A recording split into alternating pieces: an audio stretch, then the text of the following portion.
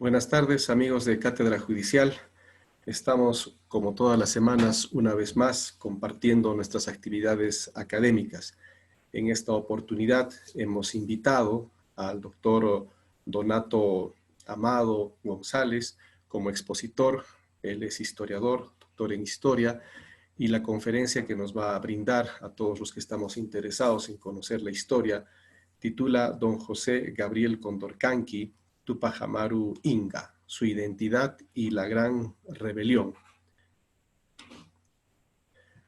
El doctor Donato Amado González, vean ustedes, esa es su hoja de vida, una hoja de vida que habla por sí sola, en realidad, y que da cuenta de que él es doctor por la Pontificia Universidad Católica del Perú e investigador del Parque Arqueológico Nacional de Machu Picchu, de la Dirección Desconcentrada de Cultura Cusco, es miembro correspondiente de la Academia Nacional de Historia, es historiador que investiga el sistema de tenencia de tierras y de la descendencia de la nobleza inca.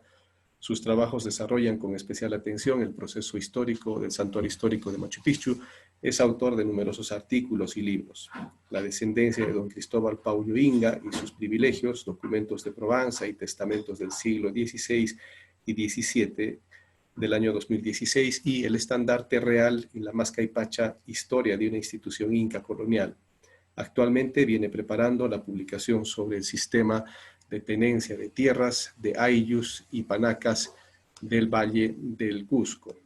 Antes de darle el uso de la palabra a nuestro expositor, le vamos a pedir a todas las personas que se incorporan y todas las personas que ya están en contacto con nosotros, que por favor tengan a bien apagar sus micros, mantenerlos apagados para no alterar la conferencia. Y finalmente, luego de ello, al término de la exposición, nuestro expositor va a tener a bien contestar las preguntas que se vieren por conveniente hacer con relación a la exposición. Sin más preámbulo, yo voy a dar el uso de la palabra al doctor Donato Amado González, a efectos de que nos dé sus palabras iniciales y pasemos a su exposición. Doctor Donato Amado González, nosotros estamos muy honrados con su presencia y gracias por haber aceptado exponer en Cátedra Judicial, esta vez Cátedra Histórica, a todas las personas que están interesadas en la gesta y el significado histórico de Tupac Amaru. Buenas tardes, doctor Donato Amado. Muy buenas tardes. En primer lugar, quiero agradecer en la persona de Fernando Murillo Flores, quien ha tenido a bien de invitarme para exponer sobre el significado de don José Gabriel Condorcanqui Tupac Amaru Inga. Y al mismo tiempo quisiera agradecer también la presencia de un intelectual muy destacado dentro de la sociedad cusqueña, del Perú e internacionalmente. Me estoy refiriendo al doctor Jorge Flores Ochoa y su familia. Jimira está ahí, Eldi también está ahí, creo que también está ahí la doctora Mariana. Un saludo cordial a la distancia, y creo que este medio nos ha permitido unir y poder compartir realmente los trabajos de investigación que estamos desarrollando. Y esta oportunidad me parece que es una ocasión magnífica para hablar sobre don José Gabriel Condorcanqui Tupac Amaru Inga, ¿no? De manera que también quiero yo agradecer a todos los que están conectados a este medio y que me da mucho gusto compartir con ustedes y que puedan saber el trabajo de investigación que vengo desarrollando, ¿no? Entonces, con mucho gusto, al final de la exposición, podré responder a todos los interrogantes que pueden decir, ¿no? Sí, para iniciar quisiera contextualizar y señalar de qué voy a hablar, ¿no? Estos 40 o 45 minutos que se me ha otorgado, ¿no? Entonces yo voy a desarrollar por lo menos tres temas fundamentales, ¿no? Uno, la identidad de don José Gabriel Condorcanqui Tupac Amaru. El segundo tema va a ser el contexto histórico, el significado de la gran rebelión de don José Gabriel Condorcanqui Tupac Amaru en el año 1780-81 y su consecuencia posterior, por lo menos los 10 años posteriores hasta el año 1800. Eso va a ser el segundo tema. El tercer tema, quisiera tratar el significado y las consecuencias que derivan a partir del siglo XVIII en el siglo XIX y XX, ¿no? Entonces, de manera que mi exposición será una reflexión histórica de lo que significa don José Gabriel Condorcanqui Tupac Amaru. Un primer problema que es importante tomar en cuenta es que cuando José Gabriel se constituye en la ciudad de Lima y para reclamar, para proceder la probanza de su nobleza en la Real Audiencia de Lima, es que en ese periodo, desde los años 1766 hasta 1779, se presenta un periodo muy importante que realmente no se toma en cuenta. En ese periodo, José Gabriel firma, se presenta, se identifica de la siguiente forma: don José Gabriel Condorcanqui Tupac Amaru Inga. Es decir, de esta forma firma, se presenta ante las autoridades. Después del año 1779 hasta su muerte, 1781, se va a presentar como José Gabriel Tupac Amaru Inga, ¿no? Entonces, estos dos identidades es importante entender para explicar la identidad de José Gabriel. Entonces, en Lima, en la Real Audiencia de Lima, se le ha negado, es decir, fue declarado improcedente la probanza inca, de la descendencia inca. Pero el asunto es por qué se le ha denegado la probanza que él presentó. Y es que José Gabriel Condorcanqui Tupac Amaru presenta su probanza por la línea materna. Es decir, el punto de arranque es Juana Pilcohuaco, comienzos del siglo XVII, y es la hija de Tupac Amaru I, de Felipe Tupac Amaru. Entonces, la normatividad del cabildo de los 24 electores de los descendientes incas, la normatividad en el supremo gobierno era: para ser un noble inca hay que hacerlo por la línea paterna, no por la línea materna. José Gabriel lo había hecho por la línea materna.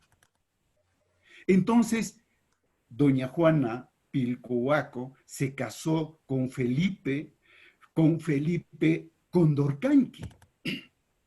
Felipe Condorcanqui era uno descendiente de uno de los capitanes principales del Collasuyo de los incas, pero no era descendiente inca. Entonces, esto es el motivo por la que el gobierno virreinal, la Real Audiencia, le denegó, ¿no es cierto?, la descendencia inca. Y un segundo aspecto que estaba en pleitos con Diego Felipe Betancourt Tupac Amaru es que Felipe, don Diego Felipe Betancur Tupamaro, también era por la línea materna, pero este señor Diego Felipe, astutamente, bajo el asesoramiento de Vicente García, que es su yerno, va a inventar que uno de los hijos de Felipe Tupamaro I, tenía un nombre Juan Tito. Este Juan Tito aparece como un hijo para demostrar Diego Felipe Betancur por la línea paterna había un hijo varón, pero que era un inventado. Pero en cambio, José Gabriel se ha presentado de manera justa realmente por la línea materna.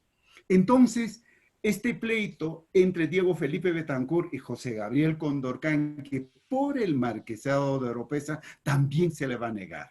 Y se le va a intentar dárselo a Diego Felipe Betancur Tupamaro. Entonces, en esta primera definición de identidades, es que hay dos conceptos importantes que hay que tomar en cuenta. Don José Gabriel Condorcanqui Tupamaro y don José Gabriel Tupamaro Inga. Lamentablemente, a partir del año 1779 en adelante, se va a modificar su apellido. ¿Por qué? Porque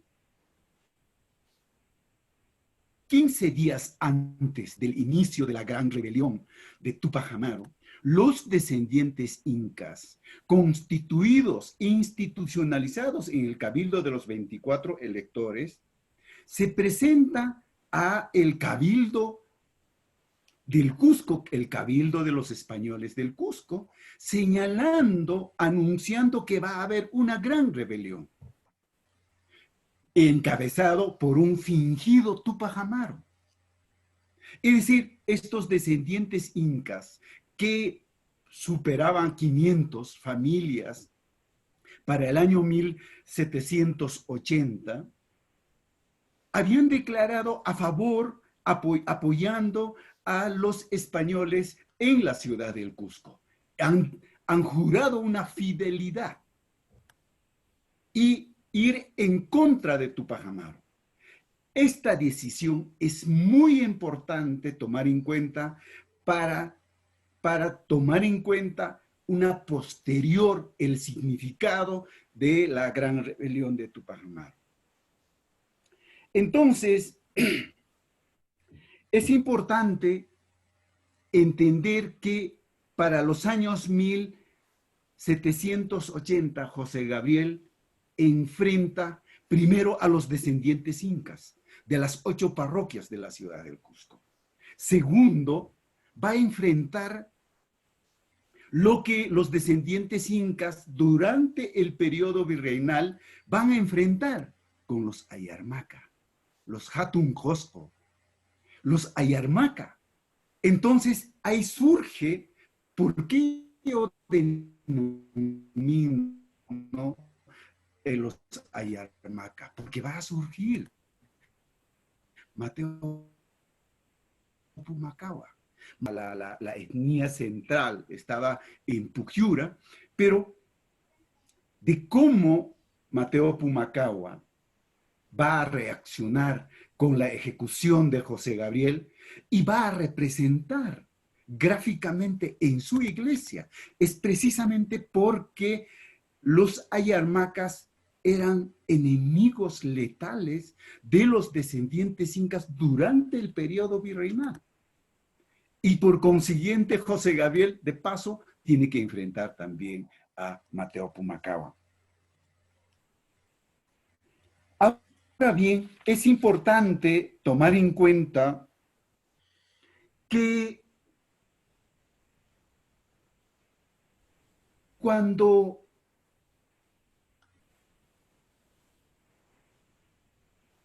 el hecho de la iglesia con todos los filigreses adentro era uno de los hechos más triunfantes del ejército de Túpac Amaru. Este hecho evidentemente va a causar un gran miedo y terror en la ciudad del Cusco. Va a causar un terror y miedo mucho más cuando decide encercar la ciudad del Cusco, tomar la ruta de Sangarará, Huanacauri, es decir, en Ojoruro Pampa va a instalar su cuartel Túpac Amaru. A partir de ese momento, Túpac Amaru va a decidir a encercar la ciudad del Cusco. Pero, ¿por qué va a encercar la ciudad del Cusco? Porque están de miedo en el Cusco, porque acababa de incendiar, acababa de ejecutar al corregidor. Entonces, eso hecho causó el miedo. Pero al mismo tiempo, Túpac Amaru sabe y es consciente que no tiene el apoyo de los descendientes incas de las 8 parroquias en la ciudad del Cusco. No tiene apoyo de los españoles ni de nadie de la ciudad del Cusco, ni siquiera del obispo, como lo vamos a ver posteriormente. Entonces decide encercar, entonces ya una noche, 2 noches y 3 noches está esperando encercarlos y asfixiar y que salgan la población del Cusco de miedo y que sería el momento de atacar a la ciudad del Cusco. Pero eso no ocurre. Pero aquí hay un hecho importante para entender el proceso de la gran rebelión de Túpac Amaru, la reacción de la población de la ciudad del Cusco, la reacción del obispo Moscoso y Peralta es lo siguiente. Y es que esta información como que todavía no lo hemos procesado, pero es importante señalar. Moscoso y Peralta organiza una procesión muy importante para concientizar, para llamar la atención de la cristiandad, de los feligreses de la ciudad del Cusco. Uno de los primeros santos, Cristos, que ha salido encabezando la procesión fue el Señor de los Temblores. La segunda, Nuestra Señora de Belén, salió. Y el tercero fue el apóstol Santiago. Entonces, esta noche, o sea, después que sale la procesión de estos 3 santos, resulta que el ejército de Túpac Amaru ha sido vencido. Y tienen que huir. Entonces, una primera explicación de parte del ejército de Túpac Amaru es que el Cristo Chapetón, así le denomina a Señor de los Temblores, y Nuestra Señora de Belén va a ser la Chapetona.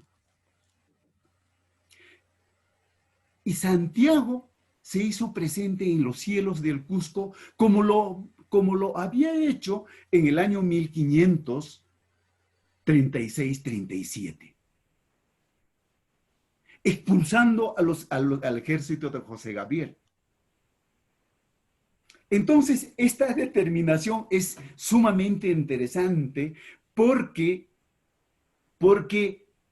el ejército, la población de Canas y Canches y Quispicanches, entendió de que en todas las doctrinas donde estuviera el Santiago, el apóstol Santiago, como un santo, entonces los indígenas empezaron a amarrar de pies y manos, ¿no?, al santo para que de noche no salga en apoyo de los españoles.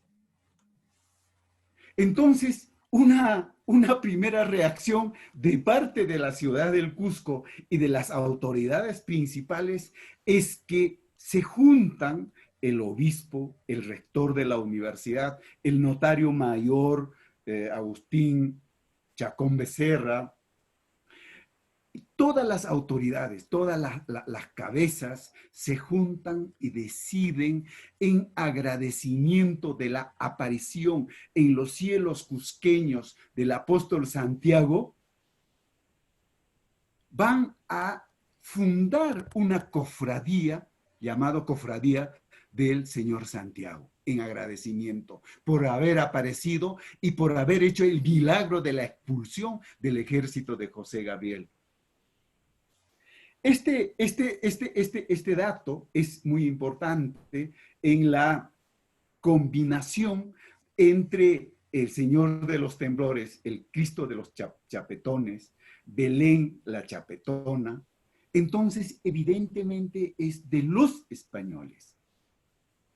Entonces, en el siglo XVIII y XIX va a haber la presencia de dos figuras importantes. El Señor de los Temblores, que siempre en hechos trágicos va a ser sacado en procesión, y surge un Cristo campesino, un Cristo de los indígenas, Coyuriti, ¿no? Entonces, esta vinculación, este significado en la religiosidad andina, me parece que es sumamente importante. Ahora bien, Túpac Amaru es ejecutado en el año 1781. Antes de ayer ya cumplimos esta fecha trágica. ¿Qué significa la ejecución de José Gabriel? Significa un crimen horrendo que la población indígena debiera tomar en cuenta. Es decir, una especie de escarmiento que se elabora un documento que es importante que los historiadores y los intelectuales debemos tomar en cuenta en la sentencia de Túpac Amaru. La sentencia de Túpac Amaru significa de que todos los privilegios de los descendientes incas hasta ese momento había sido logrado, como celebrar la fiesta del apóstol Santiago, como mandarse pintar como descendiente inca, firmar y llevar la probanza, los tututos, hablar quechua, la lectura de Garcilaso, era un privilegio. Entonces, esta sentencia aparentemente perjudicaba directamente a José Gabriel. ¿Por qué? Porque esta ejecución tan cruel se ejecutó con toda su familia. Pero la sentencia radicalmente terminaba con los privilegios de los descendientes incas. Y eso fue en contra del cabildo de los 24 de las 8 parroquias de la ciudad del Cusco. Pero ¿cómo entender que los descendientes incas se hace 15 días o 20 días se aproximaron al cabildo del Cusco y juraron fidelidad a favor de los españoles, en contra de José Gabriel? Entonces, esta decisión, esta sentencia, fue tomado desesperadamente, ¿no es cierto?, sin tomar en cuenta los contextos que conllevaban este documento que perjudicaba evidentemente a los descendientes incas, ¿no? Entonces, el proyecto de Arreche, el proyecto político de Mata Linares es importante, ¿no? Entonces, el proyecto político de Mata Linares me parece que trae a cuenta esta idea que nosotros no explicamos de la mejor forma. La República de Indios, la República de Españoles. Pero ¿en qué momento sale este proyecto de Mata Linares? Mata Linares se pregunta cómo es posible que en el Cusco hayan dos alfereces. Un alférez real inca que representa a la nación indígena y un alférez real de los españoles que representa a los españoles. Cuando, según Mata Linares, la nación peruana, perdón, claro, el virreinato, era una sola. Entonces él decide que no debe haber al alférez real inca, solo debe existir el alférez real de los españoles. Así como tenemos los cristianos un solo Dios, debe haber un solo alférez real. Entonces, esta decisión, este proyecto político de Mata Linares y Arreche, va en contra de los descendientes incas. Y es en ese momento donde surge que el cabildo de los 24 electores, los descendientes incas de las 8 parroquias de la ciudad del Cusco, va a amenazar como un segundo gran periodo de una gran rebelión, esta vez liderado por uno de los 24 electores de los descendientes incas. Es decir, la gran rebelión de Túpac Amaru y esta amenaza del cabildo de los 24 electores va a concitar todo un periodo de terror y miedo que todo el virreinato del Perú tiene que vivir bajo el terror, bajo el miedo de la gran rebelión de Túpac Amaru y de la amenaza de los 24 electores. No se imaginan que Mata Linares en la ciudad del Cusco, después de la ejecución de José Gabriel, tenía un miedo. Tenía vigilado todas las chicherías, porque en las chicherías empezaban a hablar, esta vez va a ser una gran rebelión. Es decir, entre el año 1780 a 1800, en verdad, se arma todo un proyecto político de una reivindicación, de una utopía andina, porque esta vez sí, pues, no los Chiritopa, que eran grandes comerciantes descendientes incas, cuando se emborrachaban en Azángaro, en todo el camino del Collasuyo, empezaban a decir, ahora sí, el Pachacutic va a volver, vamos a restaurar el Tahuantinsuyo. Entonces, todo este trayecto, toda esta significación de estas dos etapas, pues realmente fue muy interesante, ¿no? Entonces, la cúspide más grande de la gran rebelión de Túpac Amaru fue, pues, entre los años 1780 a 1800. Claro está de que todo el sur andino se ha identificado con la gran rebelión. Procedió, se expandió hacia el sur. Perfecto. Pero los criollos no estuvieron tan tranquilos con este miedo, con este terror, ¿no? Pero pongámoslos un caso que es importante y importante también para explicar.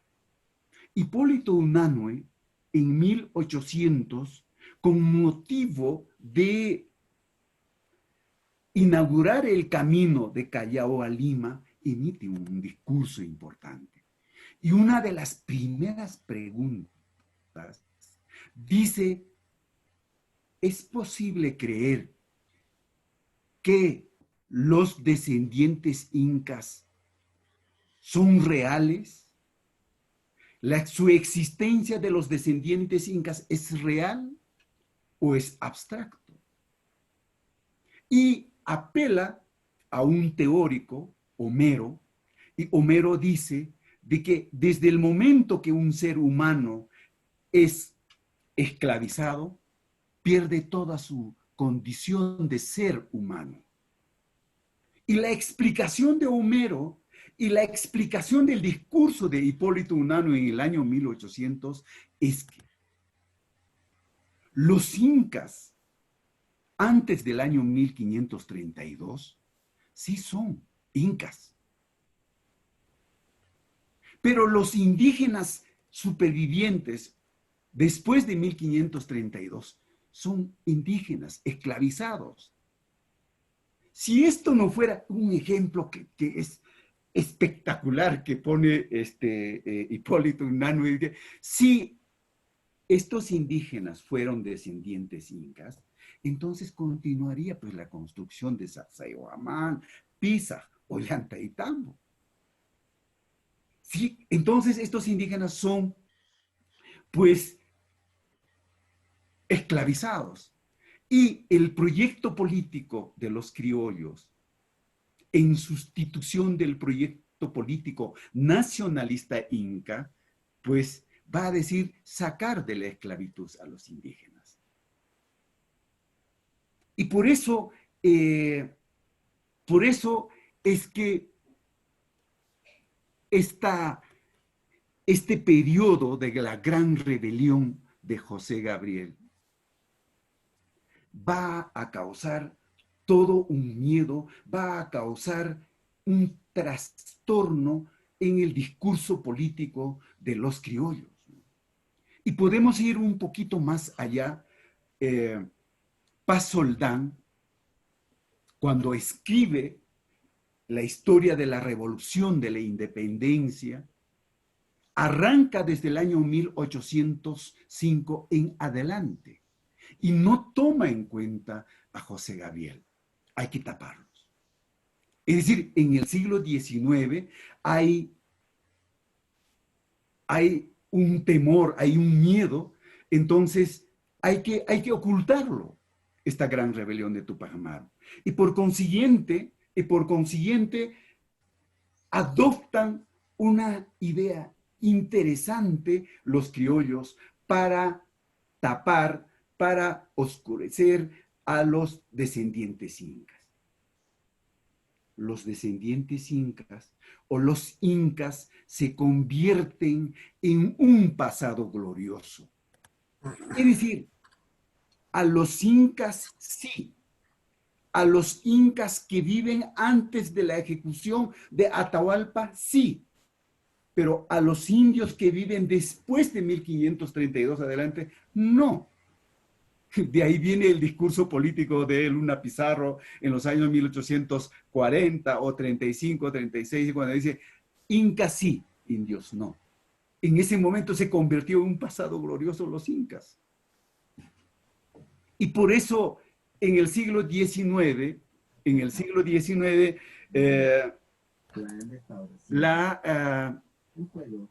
el pasado de los incas se convierte en un tema glorioso, ¿no? Entonces, por eso que en la segunda mitad del siglo XIX, la imagen del Inca, la idea del Inca es en contra de la idea del progreso. Es en contra. Es decir, no puede recordarse a los incas. Recordar a los incas era retroceder o ir en contra de la idea del progreso. Claro, Marcan trae una reflexión importante sobre el hecho de Túpac Amaru. Sí, pues, él no tomó en cuenta de que los historiadores criollos, pues, todavía hay un relato, hay hay un análisis de este gran miedo del siglo XIX, ¿no es cierto?, en donde que es necesario borrar la imagen de los incas. Pero también no es que los descendientes incas se quedaran con las manos cruzadas, ¿no? Pero esta lucha, la Confederación Perú-Boliviana, era un momento espectacular para reivindicar la imagen de los incas. Cuando Santa Cruz llega al Cusco, fue recepcionado por todos los descendientes incas, vestido como incas, con su mascaipacha, sentados en sus líteras, recepcionaron a Santa Cruz, ¿no? Pero eso no ocurrió cuando visitó Bolívar, porque Bolívar fue en contra de los descendientes incas. Bastó un decreto supremo para liquidarlos al Curacasgo, a todos los privilegios de los descendientes incas. Pero curiosamente, antes, cuando estaba en camino de Lima al Cusco, Simón Bolívar, Tito Atauche, un notario público de la ciudad del Cusco, un descendiente inca, pero también por el lado de Cañari, ¿no es cierto?, era procurador de naturales. Él presentó un memorial para que las fiestas en memoria del apóstol Santiago, con la participación de los descendientes incas, continúen en 1824. Evidentemente fue negado. Pero era contradictorio, era trágico, ¿no? Es decir, haber recepcionado este memorial para que la fiesta del apóstol Santiago continuara. Pero en buena cuenta, tanto para el año 1780, 81 y 1824, la fiesta del apóstol Santiago, en buena cuenta, significa la celebración del triunfo de la conquista.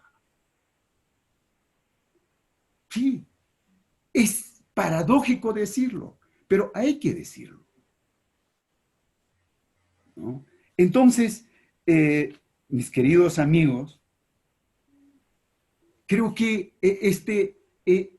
estos tres temas importantes, ¿no? La identidad de Túpac Amaru, el significado de la gran rebelión es su muerte, sí, efectivamente, pues, es un hecho que los cusqueños, pienso yo, a pesar de la existencia de una gran cantidad de trabajos históricos, antropológicos, literarios, poetas, pero que todavía requiere una explicación sustancial, contextualizado. Y es que en el siglo XIX, y este es el último tema, para terminar con la exposición, no sé si estoy bien con la hora, creo que sí. Está bien, señor. Perfectamente, sí, sí. Y entonces, llega 1920. Es decir, todo el siglo XIX era la sombra y el miedo de la gran rebelión de Túpac Amaru dentro de la historia del Perú. Y llegamos al año 1920, en donde un artista limeño, José Santos Chocano, tiene la necesidad de graficar, de pintar la figura de José Gabriel Condorcanqui Túpac Amaru. Y no sabe qué figura pintar, cómo reivindicar. Y esta demanda hace llegar al Congreso de la República. Señor, quiero pintar a José Gabriel, porque pienso que es un héroe, pienso que es un gran personalidad del siglo XVIII. ¿Por qué? Porque ocasionó todo un movimiento, toda una gran rebelión. En el Congreso, obviamente, en Lima no saben qué figura, qué imagen tiene José Gabriel. Entonces, esta demanda de Chocano, pues ha sido derivado a la ciudad del Cusco. Entre el año 1920, 30, en esos dos periodos, no se imaginan el gran debate que ocasiona dentro de los indigenistas, dentro de la intelectualidad cusqueña en el Cusco. ¿Qué figura tiene Tupac Amaru? ¿Tenía sombrero? ¿Tenía caballo? ¿Qué color? Por Dios. ¿Cómo lo pintamos? ¿Como descendiente inca? ¿Como cualquier otro indígena de tinta o de chinchero? ¿Qué? ¿Cómo lo representamos? Entonces, hay toda una tragedia en ese debate, pero que creo que esta etapa no la conocemos bien, pero que es importante desarrollar un trabajo de investigación en esa perspectiva. Entonces, José Gabriel Cosio, Pardo, Fortunato L. Herrera, Valcárcel, van a participar de este proyecto político. Es decir, representar. Decía, el alcalde del Cusco en los años 1924, avergonzado, ¿no? ¿Cómo es posible en Lima? ¿No? Tratan de reivindicar a la figura de Tupac Amaru. Entonces, una primera disposición, o sea, la actual Plaza de San Francisco que sea destinado para colocar un monumento a Tupac Amaru. ¿Está Tupac Amaru en Plaza de Armas? ¿Había? No. No. ¿No? Entonces, este debate de la colocación de monumentos a los incas, a Tupac Amaru, desde los años 1920 hasta la década del 60, fue tremendo, tremendo. Es decir, había una batalla campal, sin exagerar. Hasta participa Aya de la Torre para decidir si podían colocar o no un monumento a un inca o a Tupac Amaru en la Plaza de Armas del Cusco. Pero lo más importante, señores, es que llegamos a la década del gobierno militar de don Juan Velasco Alvarado. En Lima se decidió, se investigó la figura, el símbolo del sombrero de Tupac Amaru, que va a ser la representación de la reforma agraria, que tenía un corcel importante, claro. Había que mostrar un gran líder a José Gabriel. Pero lo cierto es que Tupac Amaru es engarzado, es articulado a la reivindicación de tierras, como una resolución o solución al problema de tierras indígenas. Pero, y aquí viene la sorpresa,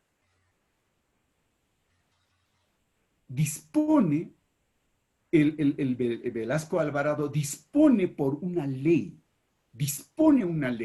firma una ley, otorga una ley para que el monumento de Tupac Amaru sea colocado en la plaza de Jaucaipata. Hay una ley, dispone.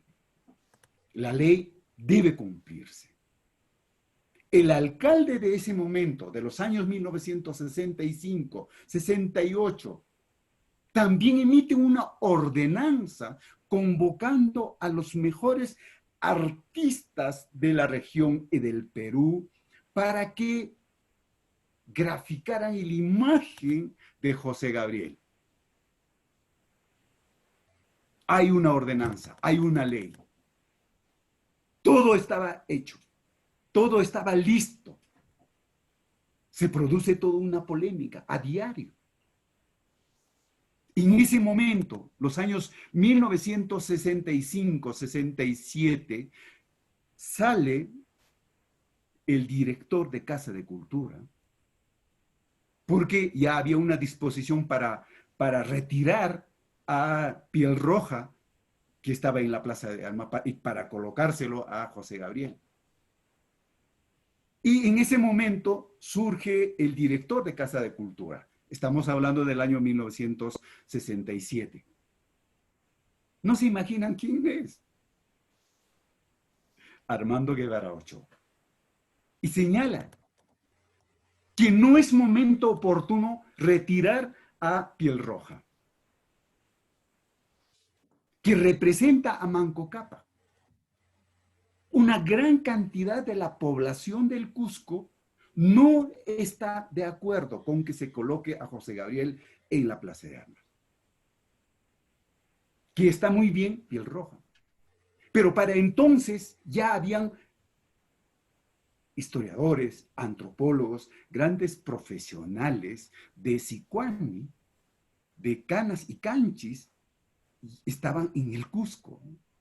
Claro, sosteniendo, ¿no? Esta ley otorgada por Velasco Alvarado para que José Gabriel tenga el monumento en medio de la Plaza de Armas.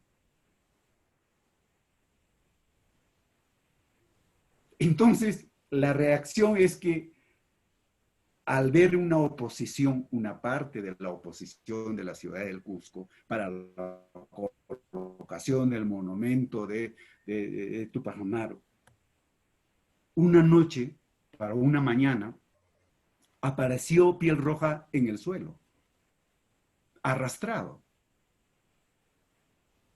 Claro, pero también, ¿cómo es la contradictoria, el no entendimiento del proceso histórico? Dice, en Sicuani, en la plaza de Sicuani, había un monumento a Mateo Pumacaba, que era enemigo letal de Tupac Amaru, que es su zona.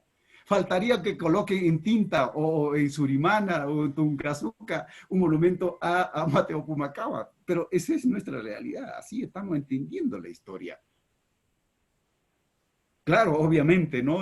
Se entendió, sintonizaron todo este proceso histórico. Claro, Mateo Pumacaba también terminó en el suelo, en Sicuani.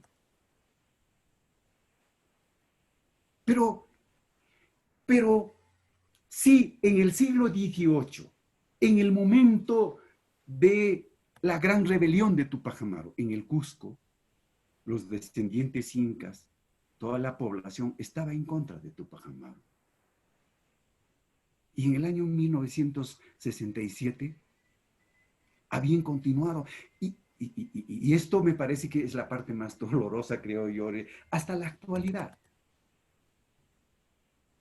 O sea, hay una gran cantidad importante de intelectuales, investigadores. Claro, Tupac Amaru reclamó sus intereses, era un gran arriero, un gran comerciante. Por supuesto que sí.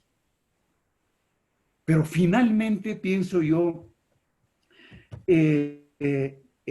Tupac Amaru debe ser reivindicado.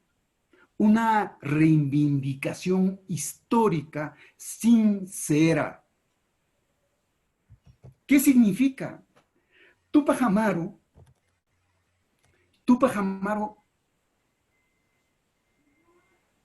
promovió una gran rebelión en contra de la marginación, en el desprecio de los apellidos. ¿Se imaginan en 1780 los descendientes? ¿Hay algún descendiente inca con apellido Condorcanqui? No, no hay. Por eso sale el término fingido. Y pienso que la información, los documentos que tenemos en el Cusco, el privilegio de tener documentos en el Cusco, deben ser analizados, estudiados, investigados. Una preguntita nomás lanzo al aire. En la Municipalidad del Cusco, en la biblioteca se mantiene un libro de sentencias del siglo XVIII, puras sentencias. que el antepasado o abuelo o papá de Daniel Estrada lo ha tenido y ha sido donado a la biblioteca, y ahí está la sentencia de Túpac Amaru. Y probablemente por los magistrados, probablemente por los entendidos de la ley, es decir, ¿qué significa la sentencia de Túpac Amaru? En términos jurídicos, en términos históricos. Pero el contexto también había y existe y está publicado el extracto de la sentencia de Túpac Amaru. Y el extracto de la sentencia de Túpac Amaru fue elaborado por Vicente García, yerno de Diego Felipe Betancourt Túpac Amaru, enemigo letal de José Gabriel Condorcanqui Túpac Amaru, y en donde insulta en la sentencia, que en el documento original no existía, fingido, ¿no? Borracho o delincuente, José Gabriel, y a Micaela Bastida le dice, negra mulata. ¿Se imaginan? O sea, es una distorsión. O sea, ¿por qué Vicente García distorsionó este extracto para insultar a la figura de Túpac Amaru y a Micaela Bastidas? Y muchos intelectuales, Insicuani, repiten de que Micaela Bastidas era mulata. Por Dios. No es por una marginación o por un mal entendimiento. No, no fue. Sino que es un documento elaborado para insultar. Y eso hay que entenderlo, el contexto como tal.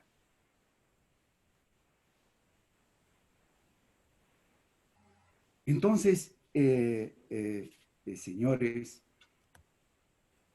creo que la figura, la personalidad de Túpac Amaru merece una reivindicación histórica sincera, porque hasta hace 10 años, la fecha, la muerte de Túpac Amaru, se celebraba con la presencia de los diferentes comitivas, Fartag, ¿no es cierto?, para reclamar los derechos de tierras, para reclamar títulos de propiedad de los indígenas. Significaba reclamar, significaba movilizar, significaba poner en cuestionamiento el gobierno de turno, que la ley de las comunidades campesinas, la ley de la tenencia de tierras, está mal entendida. Creo que eso es, de alguna otra forma, que la gran rebelión de Túpac Amaru debe ser reivindicado. No por la bicentenaria, por la que se acerca, sino por un merecimiento propio.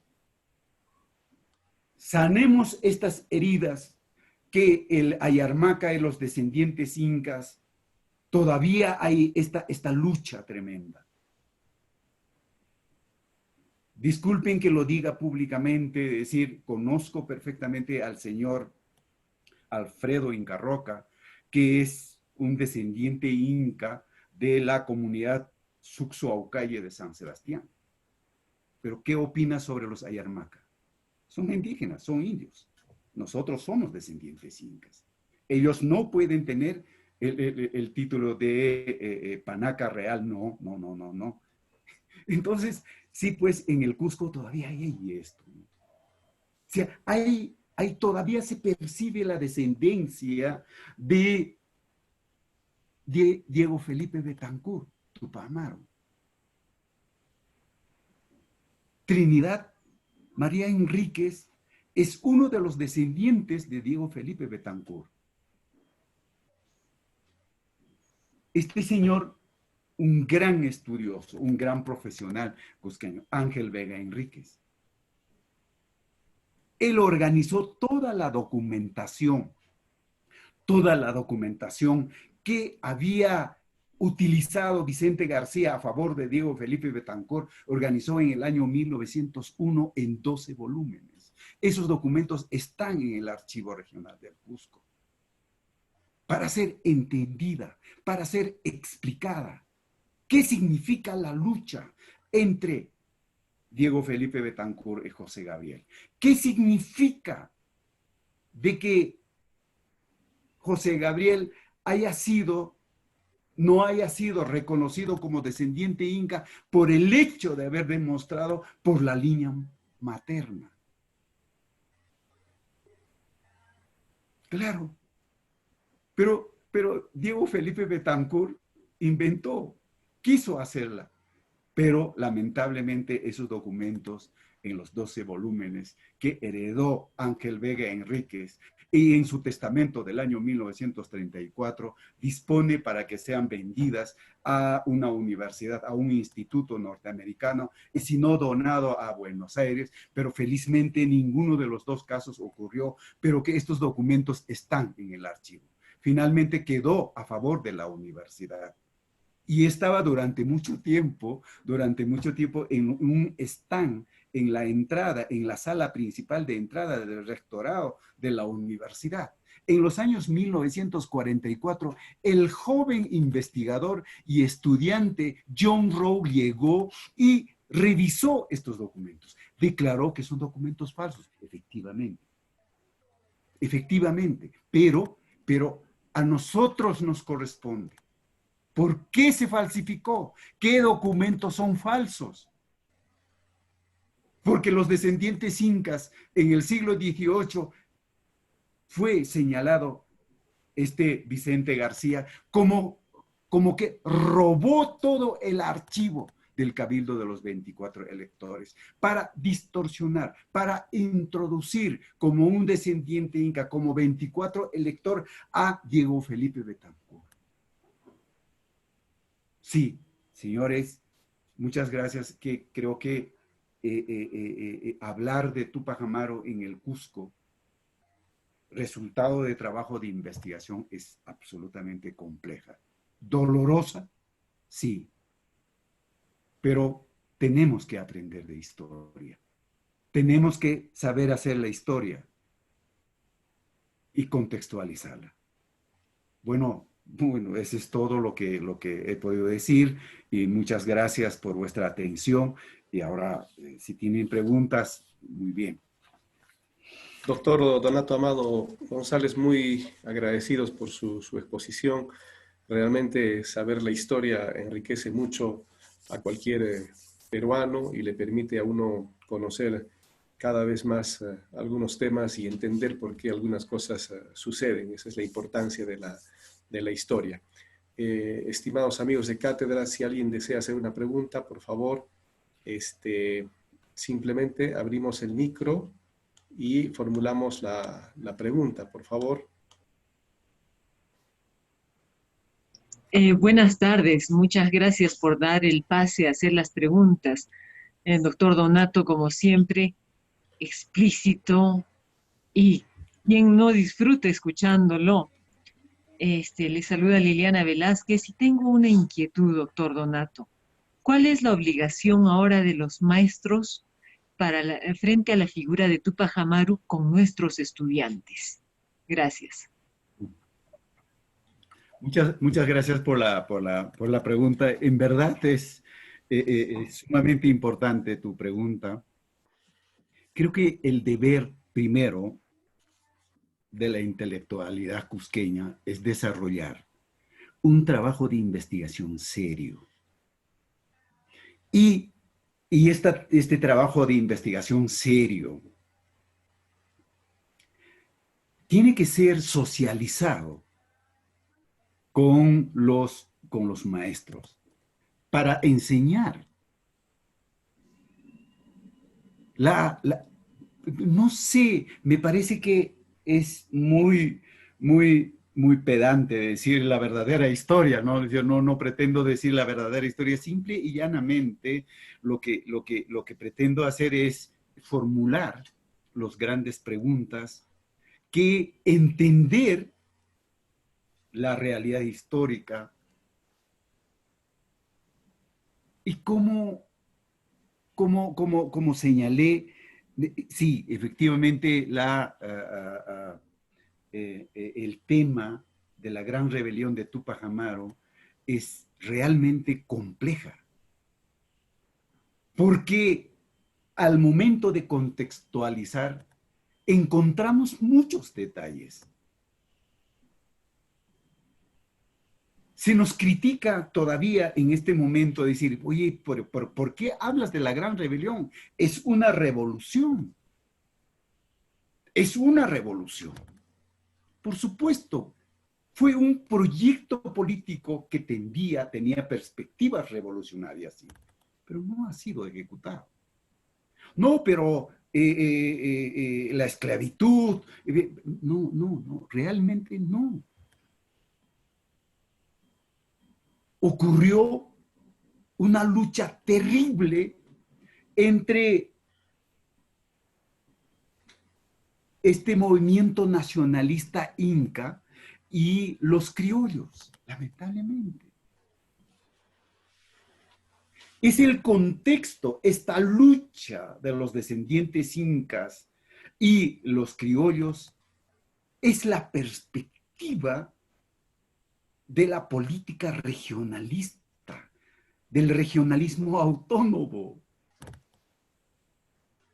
que vamos a encontrar serias problemas, tiene que haber debate, pero lo cierto es que a la juventud, a los estudiantes de hoy, enseñarles a pensar, enseñarles a problematizar el porqué. Y creo que con eso vamos a ayudar mucho de desentrañar nuestra historia. ¿Alguna otra pregunta, participación? Doctor Fernando, buenas tardes. Doctor Donato, buenas tardes. Yo quisiera hacer un comentario y una pregunta. La primera es la repercusión que tuvo la gesta de Túpac Amaru II en aquel contexto, ¿no? En el Virreinato del Perú y en el Virreinato de La Plata, que ello no quedó en nada, sino que incluso de manera despectiva los españoles llamaban a los rebeldes o insurrectos tupamaros. Tan es así que en 1970 en Uruguay se ha formado un movimiento de liberación de los tupamaros. Entonces, ¿cuál es la repercusión que tiene a lo largo de la historia la rebelión de Túpac Amaru II y por qué se le conoce como Túpac Amaru II? Gracias. Muy bien. Gracias por la pregunta. La repercusión, sí, es un tema también importante, ¿no? Yo quería explicar y aprovechar una información que tenía suelta ahí. Dice, hacia los años 1805, hay toda una tradición oral que recorre por todo el sur andino, en donde hay la idea, hay la noticia desde Tucumán, viene un mestizo, ¿no? Expulsando a los españoles, ¿no es cierto? Reivindicando la figura o la continuidad de Túpac Amaru, y de Granada, de Centroamérica, otro mestizo viene avanzando, y que los dos se encontraran en el Cusco y terminaran expulsando a los españoles. Me parece que este movimiento, si nosotros analizamos el mercurio peruano, 5 décadas o siglo XIX, se nota claramente una identidad interesante en Argentina, una identidad interesante en Bolivia, un país creado por Bolívar, en donde la reivindicación de Túpac Amaru es latente, ¿no? Pero no en el norte, pero en el sur sí, ¿no? Entonces, sí, pues, y no creo que solamente en Sudamérica haya tenido la repercusión de Tupac Amaru, sino creo que llegó hasta Inglaterra, señores, ¿no? ¿No? Acordémonos que esta carta, esta gran carta que pide al gobierno inglés para que se prepare un gran barco y vaya a ayuda de Tupac Amaru. Es decir, en España, en Italia, en Francia, la repercusión de la gran rebelión de Tupac Amaru fue terrible. Terrible en el sentido de que el debate en Europa, que nos los muestra este trabajo Antoniole Gervi, que es un trabajo muy interesante que analiza todo el movimiento desde el año 1750 hasta el año 1850, en donde la polémica se produce en el viejo mundo, es decir, que la vida es mucho más próspera en Europa que en América. Es decir, ponen un ejemplo. Todas las especies que han venido de Europa a Perú, que no habían desarrollado como tal el ganado, por ejemplo. Es decir, como una tierra no próspera, América fue señalado. Creo que este punto fue una idea interesante para que el nacionalismo de los criollos surgiera, no solo en el Perú, sino en Chile, en México, en Argentina, ¿no es cierto? A raíz de esta percepción, de este debate en los intelectuales en el viejo mundo, es decir, en Europa, y como una respuesta surge el nacionalismo criollo. Y creo que sí, esto está enclavado y está enraizado en la gran rebelión de Tupac Amaru. Creo que nos falta estudios de esta perspectiva de la gran rebelión de Tupac Amaru, no solo en el sur andino, sino en todo el mundo, por qué no decirlo, ¿no? ¿Y qué significa Tupac Amaru? Yo creo que la primera explicación, pues, he explicado claramente esto, ¿no? Entonces, el significado de Tupac Amaru desde la perspectiva filosófica no me gustaría especular mucho, pero sí el Tupac Amaru, por lo menos en términos de apellido, viene por la línea materna, de Pilco Huaco, ¿no? Y que Felipe Tupac Amaru, de Vilcabamba, el último inca, ejecutado por Toledo, sí, pues dejó una niña.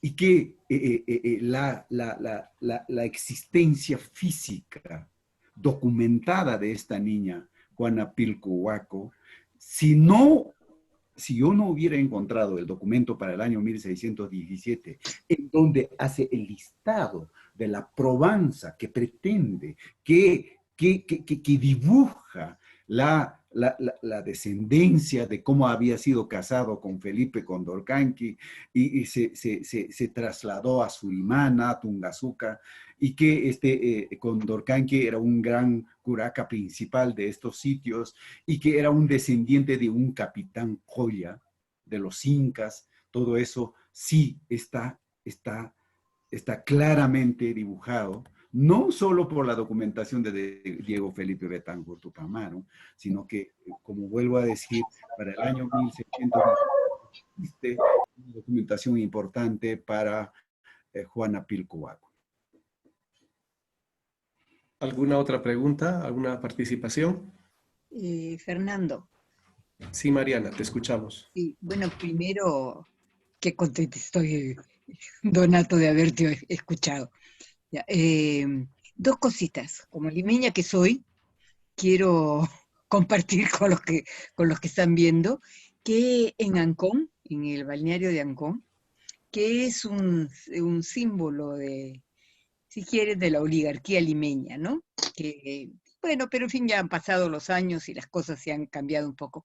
Pero el alcalde de Ancón ha puesto en la plaza de armas, de la plaza, en el centro histórico, en la plaza de armas de Ancón, llamémoslo así, una estatua de Tupac Amaru y de Micaela Bastidas, ya. Que pues no sé si cuando estuvieron en Limen alguna vez fueron a ver el mar. ¿Ya? Pero aparte de ese detalle que puede ser anecdótico y cuando vengas a Lima nos vamos a visitarlos, ¿ya? Eh, una idea que creo yo podría acabar con un conflicto muy, muy intenso de hace unos 10 o 12 años es cuando el alcalde del Cusco, que me parece apellidaba Flores, instaló, tapó el monumento que hay, la pila que hay en el centro de la Plaza de Armas del Cusco y puso un Inca, ¿ya? Obviamente es un Inca pre, pre-conquista. ¿No sería una manera de hacerle justicia a Tupac Amaru poner ahí la figura, una estatua de Tupac Amaru y no un Inca que además está malogrando Es una sugerencia nomás, ¿no?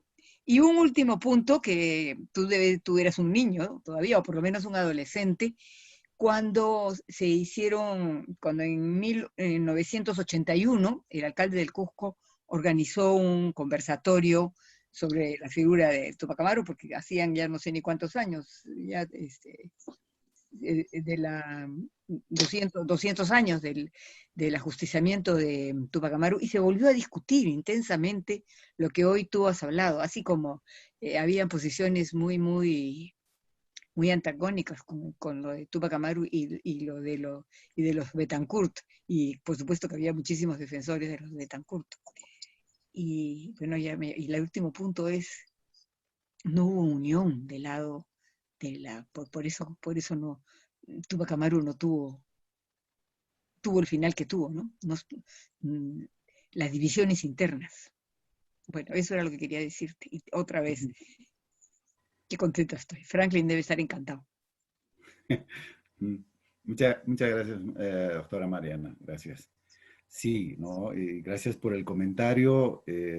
Sí, ¿no? Y yo creo que ojalá se produzca el milagro de la continuidad de un debate. Nosotros necesitamos, en el Cusco se requiere un gran debate, pero un gran debate en las propuestas tienen que ser resultados de trabajo de investigación, ¿no? No una lectura simple de una bibliografía, no creo yo. Y creo que requerimos de un debate serio, requerimos de resultados de trabajo de investigación serio.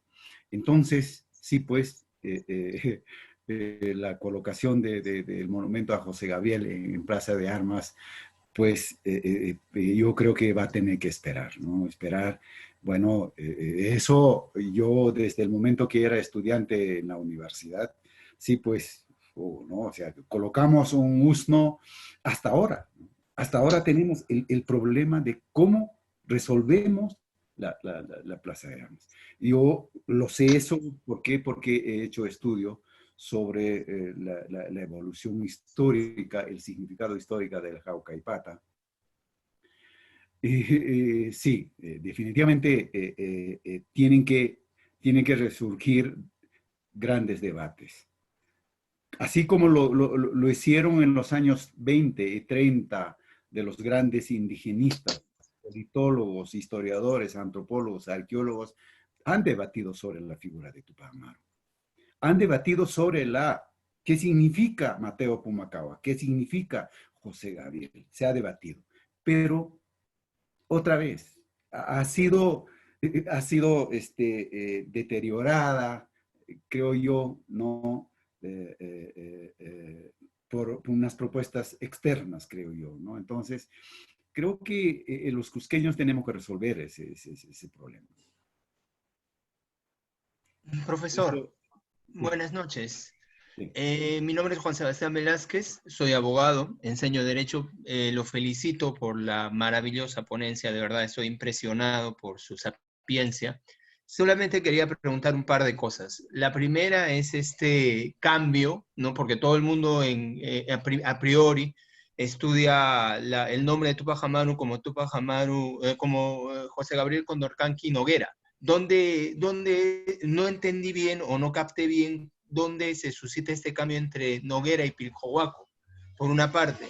Y por otro lado, si tiene usted algún comentario en la posible utilidad de la recuperación cierta en términos de poder real social, ¿no? Digamos, del mayorazgo de la nobleza cusqueña. Me gustaría que pueda darnos algunas luces al respecto. Gracias. Ya. Muchas gracias, doctor. Sí, realmente es una pregunta muy, muy interesante. A la primera pregunta debo decir es que esta periodización del significado, la denominación del propio José Gabriel es que no está bien estudiado, pero yo he tratado de hacer un seguimiento y marcar dos etapas, ¿no? Es decir, el juicio, el pleito sobre mayorazgo, inicia más o menos en los años 1763-64, con una intensidad 66, ¿no? En este primer documento, en los documentos entre el año 1766 y 1779, en ese periodo, José Gabriel, cuando emite el documento, cuando firma el documento, señala, firma, es decir, don José Gabriel Condorcanqui Tupac Amaru Inga, ¿no? Y cuando en Lima es rechazado por el apellido Condorcanqui, y cuando no es aceptado dentro de la sociedad cusqueña con el apellido Condorcanqui, porque Condorcanqui no es descendiente inca. Es como decir, es un indio, ¿no? Entonces, este desprecio, este desprecio por el apellido, hace de que Tupac Amaru se identifique como José Gabriel Tupac Amaru, ya no Condorcanqui, ¿no? Entonces, ese es el gran detalle. Pero no puede y no podía llevar Pilcohuaco. ¿Por qué? Porque Pilcohuaco es un apellido, es una denominación estrictamente para la mujer. No puede. Entonces, por eso es que se comete un gravísimo error al decir Inca Garcilaso Chimpo Oglio. Por Dios. O sea, Garcilaso estaría muy molesto que se dijera Chimpo Oglio, porque Chimpo Oglio es para la mujer, ¿no? Entonces, estas denominaciones, estos significados, hay que tratarlos con mucho cuidado, hay que entender realmente el proceso histórico como tal y quizás con un trabajo interdisciplinario salga a la luz una posición clara al respecto, ¿no?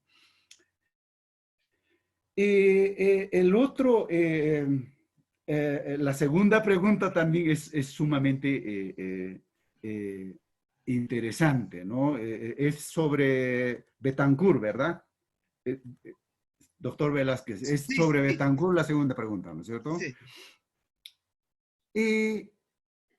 Betancourt, claro, está demostrado que viene por la línea materna, ¿no? Pero hay un detalle en la familia Betancourt. él no quiere aparecer por la línea materna, porque ya sabe que ha sido rechazado José Gabriel. Y no puede cometer por él mismo, si somos de la familia. Entonces inventa un hijo de Felipe Túpac Amaru, que es Juan Tito, para demostrar que viene por la línea paterna, por la línea de varón, señalando que Felipe Túpac Amaru tenía un hijo varón, y de ahí viene Diego Felipe Betancourt. Pero es un invento. Solamente tenía una hija que se llama Juana Pilco. Y por ahí es que para inventar, para falsificar todo ese documento, Vicente García era un abogado y militar. Prácticamente sustrayó todo el archivo de los descendientes incas para transcribirlo y introducir el nombre de Betancourt. Entonces, ahí viene la descontextualización, ¿no? Entonces, la familia Betancourt en el siglo XIX sigue reclamando. Es decir, en los años 1850, la familia Enríquez, Ladrón de Guevara, está pidiendo una franja de isla, de guano de isla en la costa que su descendencia le pertenecía, ¿no? Entonces, y así yo creo que el que tenía una cierta vergüenza, pienso que era María Trinidad Enríquez, pero este abogado, literato, historiador, Ángel Vega Enríquez, sí, en verdad lo reunió toda esta documentación muy importante, ¿no? Entonces, yo conozco, hay familias importantes que tienen vinculación a Ángel Vega Enríquez a la actualidad, tienen documentos importantes, ¿sí? ¿No? Creo que en algún momento saldrá a la luz y tendremos la oportunidad de debatir, de discutir a partir de ese documento. Y creo que la historia del Cusco y la historia del Perú merece que Túpac Amaru sea reivindicado, sinceramente, ¿no? Muchas gracias, profesor. Fernando, buenas tardes. Gracias Sí. y felicitaciones por organizar este evento. Donato, un gran saludo, un gran gusto de escucharte. Esa presentación muy provocativa, como siempre haces tú. Quisiera, si puedes, expandir un poco en una parte de no tanto aclarar, sino complejizar. Parece que fácilmente en la academia se dice, bueno, vamos a analizar y aclarar. Y la tarea en historia, como tú has dicho, es más bien complejizar, hacer las cosas un poco más complejas para precisamente ubicarlos en su contexto, como tú has hecho.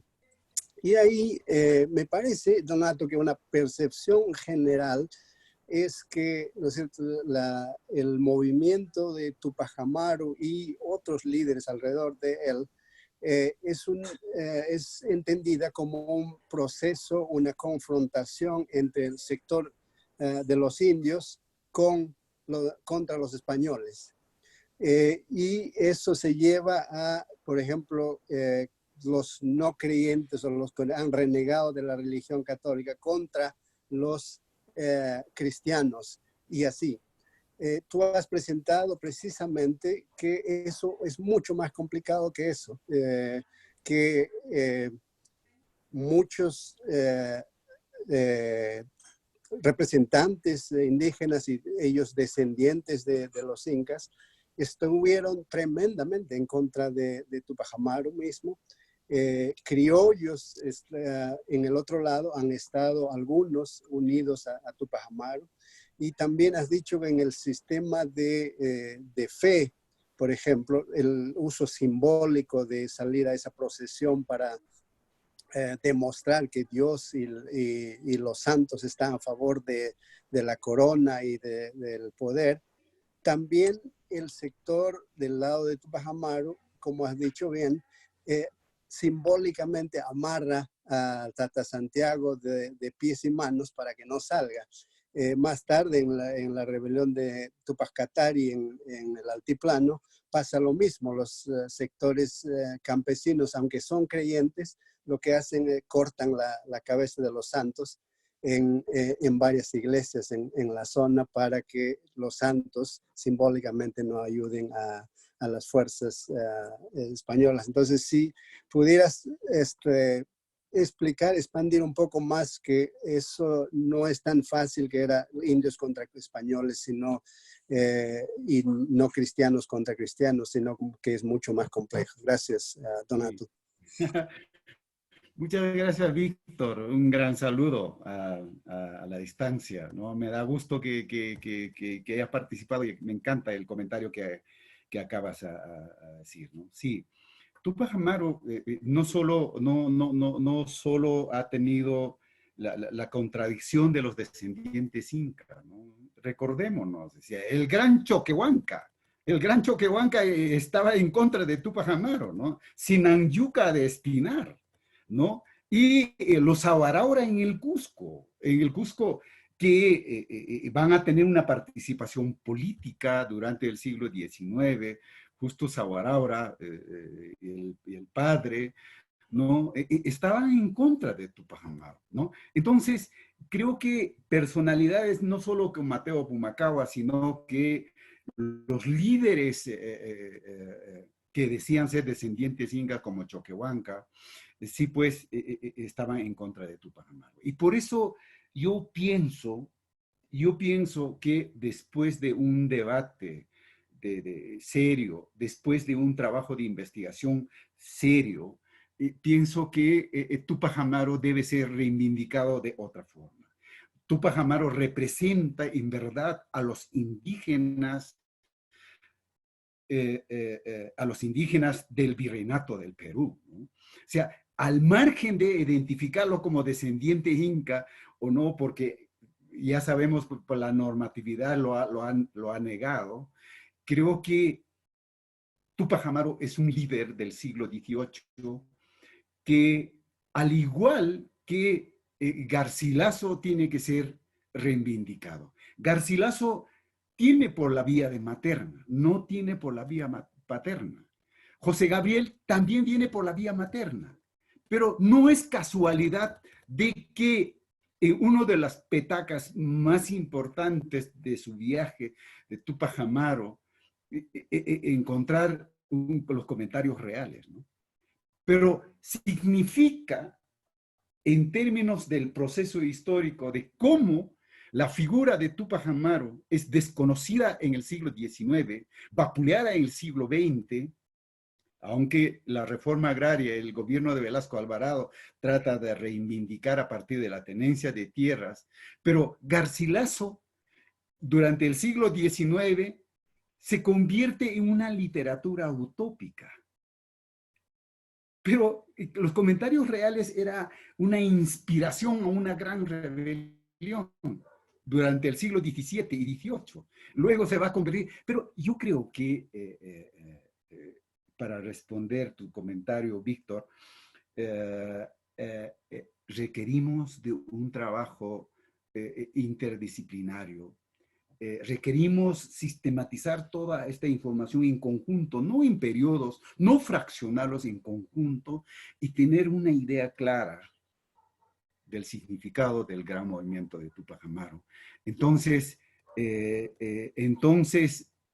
pienso yo, en términos de movimientos sociales, podremos de alguna u otra forma resolver el problema, ¿no? Pero a la actualidad, ¿no? O sea, el tema del bicentenario en ese momento, decía, ¿tomamos en cuenta desde Tupac Amaru o simple y llanamente desde el año 1810 para adelante? ¿No? Ese es el tema, ¿no? Entonces, yo creo que sí, tenemos que seguir investigando y conozco tu gran trabajo hacia el lado del Collasuyo, para el sur andino. Es un excelente trabajo y creo que es necesario sumar. Gracias. ¿Alguna otra pregunta? ¿Participación? Hola. Sí, lo escuchamos. Bueno, soy Julio Gutiérrez. ¿Qué tal? ¿Cómo está, Julio? Gusto. Lo escuchamos, lo escuchamos. Primero, para felicitarlos por esta excelente exposición que ha hecho Donato, lindísima, por supuesto. Y bueno, preguntarnos cómo va esta situación, porque ha habido una oposición, un odio, pues, entre peruanos auténticos, ¿no? Indígenas, y todos los que vinieron, ¿no? Y sus descendientes, los mestizos y criollos, etcétera. Entonces, esa lucha continúa, ¿no? Ese odio que todavía se le tiene y ese temor que se tiene a Tupac Amaru continúa, y no solamente en el Perú, sino en todo el continente. Yo recuerdo, era todavía bastante joven cuando hubo esa polémica de poner el monumento de Tupac Amaru, que ya estaba hecho, ¿no? Que se había traído al Cusco y se debía colocar en la Plaza de Armas. Hubo un movimiento muy fuerte, ¿no? De la intelectualidad, pues, no sé si decirle de derecha, qué sé yo, pero eran contrarios a todo lo indígena, hispanista. Y se logró hacer retroceder esa ley. Eso fue ya después de 1968, porque el golpe de Velasco y la reforma agraria fue en ese tiempo. Allí estaba un poco equivocado, creo, Donato, porque hablaba de 1967, 68. Probablemente hubo polémica anterior, ¿no? Pero los documentos son ya posteriores, del 68. Yo digo, si era una guerra entre ellos, entre descendientes de las panacas incas, sea por línea materna o paterna. ¿Qué fue de estas panacas o de estos descendientes que al final eran realistas, que lucharon contra la revolución de los Angulo, que fueron la punta de lanza del virrey La Serna y fueron a pelear hasta Ayacucho para defender a su rey? Y que, por supuesto, sus descendientes todavía continúan, y fue la razón por la que Bolívar también los desestimó, ¿no? No es porque Bolívar odiaba a los indígenas o a los incas, sino que estos fueron traidores y fueron el principal soporte que tuvieron los realistas en su último bastión en toda América, que fue el Cusco. Y por otra parte, también recordarle que la reivindicación de Tupac Amaru siempre se ha dado, ¿no? Sobre todo en la época de Velasco, y que uno de nuestros grandes historiadores, como es Juan José Vega, lo reconoció como el peruano más importante de la historia universal. Gracias, Donato. Gracias, Fernando. Sí, Julio, muchas gracias por la pregunta, ¿no? Sí. Julio procede de una familia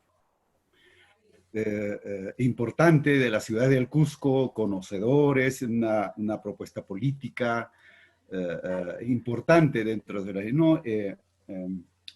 No, primero para decir, bueno, yo conozco, he revisado sistemáticamente, no quiero echarme flores, el comercio, el diario El Cusco, desde el comercio del Cusco conozco detalladamente desde los años 1897 hasta el año 1983, año por año, he revisado, y veo de la forma como evoluciona la representación, la reconstrucción del hecho histórico de la propuesta de Tupac Amaru. Estoy absolutamente seguro que en los años 60 del siglo XX es el que produce todo este debate, 1965, 67, 68, sí, 1968, que es la fecha de la dación de la ley de la reforma agraria. Pero la ley para la colocación del monumento de Tupac Amaru es un poco más amplia. Pero, otra vez, en la década del 70 del siglo XIX, pues sí, hay un decaimiento en los debates, porque Morales Bermúdez, que asume, ¿no?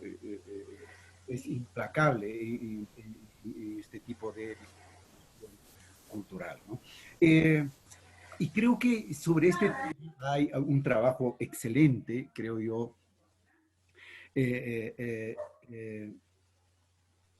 Raúl Asensio me parece que trabaja muy bien esta temática documentadamente, ¿no? Entonces, creo que requerimos de este tipo de trabajo para entrar en el debate, ¿no? Y que sí, pues, yo creo que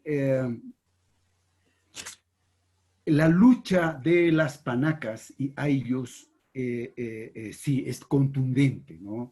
Creo que a la actualidad, si nosotros empezamos a estudiar las familias en San Sebastián, en San Jerónimo o en Chococachona, ¿no es cierto? Vamos a encontrar realidades importantes, pero creo que es necesario.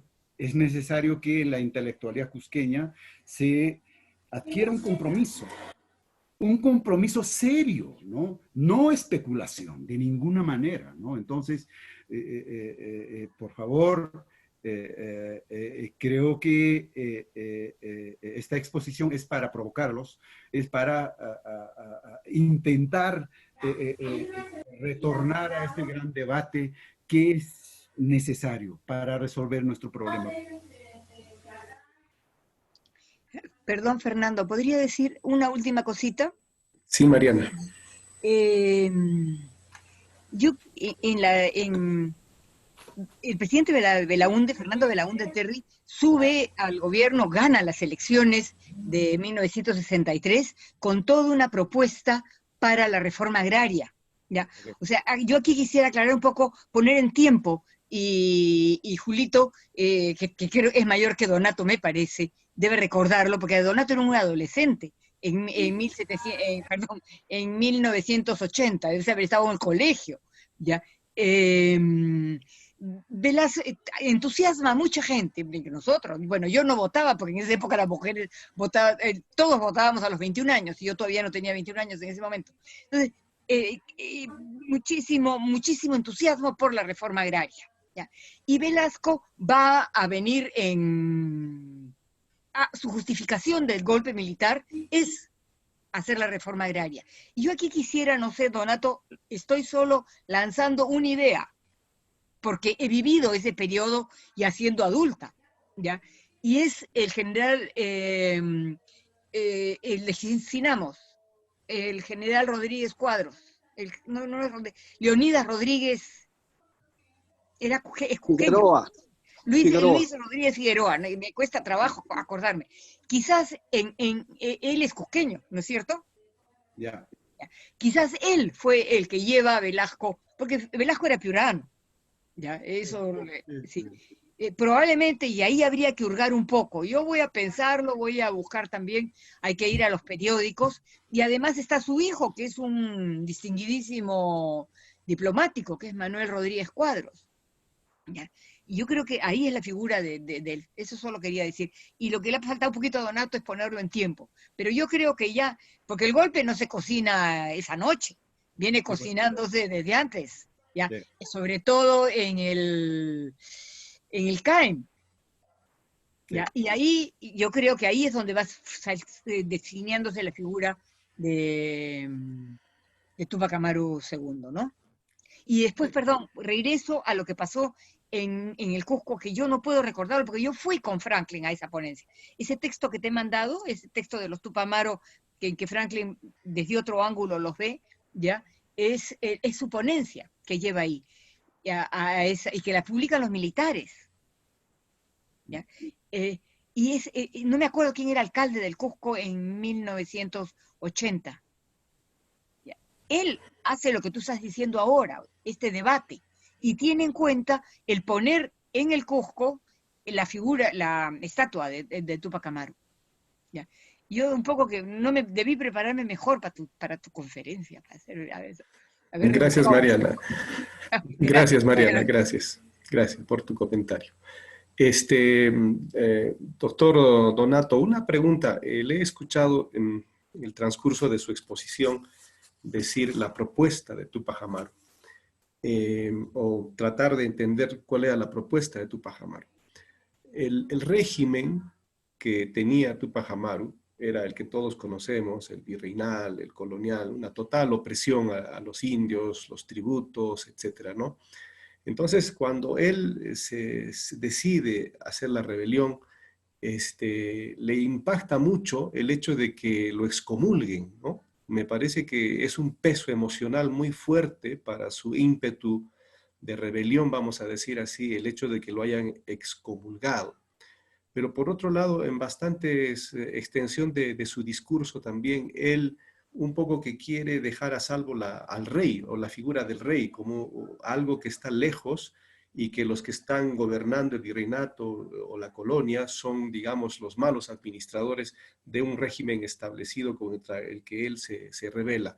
¿Cómo podemos entender eso de la propuesta, el régimen contra el que se rebela, el hecho de que deje un poco a salvo el tema de la corona, del rey, que está más allá del Atlántico, obviamente, y el peso psicológico que representó para él, no solamente que le saquen todas las imágenes de las deidades católicas, sino además que lo excomulguen, ¿no? Porque muchos de sus seguidores después terminan capitulando con la oficialidad española y levantándoseles la excomunión, ¿no? Entonces, ¿cómo juegan estos factores, doctor Donato? Sí, gracias Fernando por la pregunta, ¿no? Yo, primero, me parece que el tema de excomulgación no lo afecta. ¿Por qué no lo afecta? Porque él sabía, dice, en el momento del incendio de Sangarara, ya, él estaba sobre aviso de este tema. Y por eso, cuando llega al Cusco, y cuando rodea a la ciudad del Cusco, lo que hace es la fuerza, el motriz para rodear del Cusco, es el incendio de Sangarara, de la iglesia de Sangarara, ¿no? Entonces, la propuesta de Túpac Amaru está centrado, se basa en los comentarios reales. Y los comentarios reales es la fuerza motriz para tener una idea de cómo era el Tahuantinsuyo. Y ahí surge una serie de exageraciones, o sea, como que Garcilaso nos pinta como un paraíso terrenal del Tahuantinsuyo. No, simple y llanamente. O sea, lo que dice los comentarios reales sobre el Tahuantinsuyo es un discurso político desde el Urin-Cusco, que reivindica la participación política de la mujer, del Urin-Cusco. O sea, para mí, el ayllo significa por la línea paterna, es el varón, el que desciende del Inca gobernante, por vía de varón. Y el Urin-Cusco significa por la línea materna. Está clarísimo en el caso para explicarle el tema de los descendientes de Pachacuti.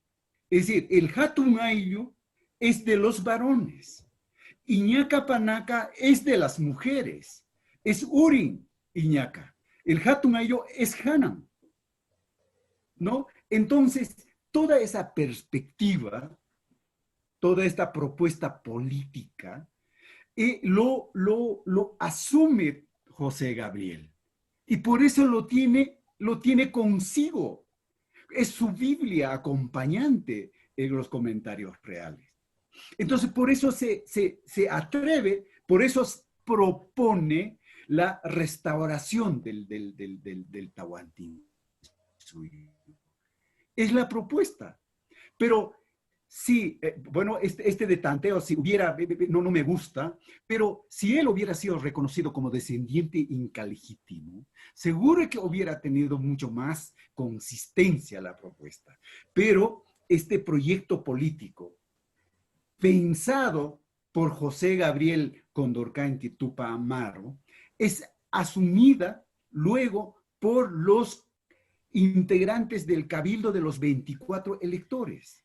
Ellos sí son descendientes incas y como tal empieza a difundir este discurso utópico, si quieren llamar, es decir, ahora sí el Pachacútec vuelve. O sea, el Chiritopa, el Cusihuamán, que eran integrantes del cabildo de los 24 electores, grandes comerciantes de coca y licor en todo el sur andino, en cada sitio donde vendía y se emborrachaba y me decían, hay que alistarnos, Pachacútec va a volver.